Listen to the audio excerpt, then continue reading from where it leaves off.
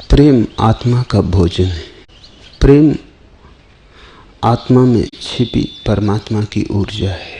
प्रेम निहित परमात्मा तक पहुंचने का मार्ग है। उसके बिना जो जीता है भूखा ही जीता है। उसके बिना जो जीता है उसका शरीर भला जीता हो, उसका मन भला जीता हो, उसकी आत्मा मरी मरी ही रहती है। उसे आत्मा का कोई अनुभव भी नहीं होता, क्योंकि बिना प्रेम के कभी किसी ने जाना ही नहीं कि वो कौन है। बिना प्रेम के तो आदमी अपने से बाहर बाहर ही भटकता है। भीतर आने का एक ही द्वार है, वो प्रेम है। जैसे शरीर को श्वास की जरूरत है प्रतिपल, श्वास न मिले तो शरीर का जीवन से संबंध टूट जाता है। श्वास सेतु है, उससे हमारा शरीर अस्तित्व से जुड़ा है। श्वास भी दिखाई तो पड़ती नहीं, सिर्फ उसके परिणाम दिखाई पड़ते हैं कि आदमी जीवित है। श्वास चली जाती है तब भी परिणाम ही दिखाई पड़ते हैं। श्वास का जाना तो दिखाई नहीं पड़ता, ये दिखाई पड़ता है कि आदमी मुर्दा है। प्रेम और भी गहरी श्वास है और भी अदृश्य। वो आत्मा और परमात्मा के बीच जोड़ है। जैसे शरीर और अस्तित्व के बीच श्वास ने जोड़ा है तुम्हें, वैसे ही प्रेम की तरंगें जब बहती हैं तभी तुम परमात्मा से जुड़ते हो।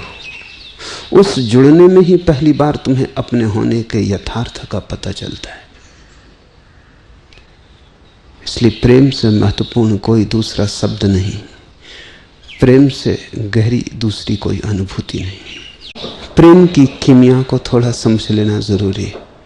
तुम अपने चेहरे को भी पहचानते हो तो इसलिए कि दर्पण में तुमने चेहरे को देखा है, अन्यथा बताओ मुझे कैसे अपना चेहरा पहचानते।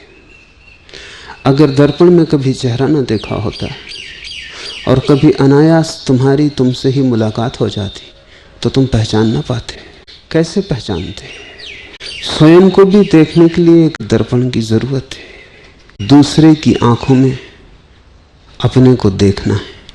जब किसी की आंखें तुम्हारे लिए आतुरता से भरती हैं, कोई आंख तुम्हें ऐसे देखती है कि तुम पर सब कुछ निछावर कर दे, किसी आंख में तुम ऐसी झलक देखते हो कि तुम्हारे बिना उस आंख के भीतर छिपा हुआ जीवन एक वीरान हो जाएगा, तब पहली बार तुम्हें पता चलता है कि तुम सार्थक हो। तुम्हें पहली बार अर्थ का बोध होता है। इस विराट खेल में तुम्हारा भाग है। कम से कम एक हृदय तो तुम्हारे बिना रेगिस्तान रह जाएगा। ऐसा एक व्यक्ति की आंखों में, उसके हृदय में झांक कर तुम्हें पहली बार तुम्हारे मूल्य का पता चलता है। अन्यथा तुम्हें कभी मूल्य का पता ना चलेगा। तुम कितना ही धन इकट्ठा कर लो, तुम कितने ही बड़े पदों पर पहुंच जाओ, भीतर तुम जानते ही रहोगे खोखले हो। तुम्हारे होने से ही उन्हें कष्ट है, तुम्हारे न होने से बड़ी शांति होगी। तुम्हारे पास धन हो और तुम लोगों की आंखों में देखो तो तुम्हें लगेगा कि तुम शत्रु हो।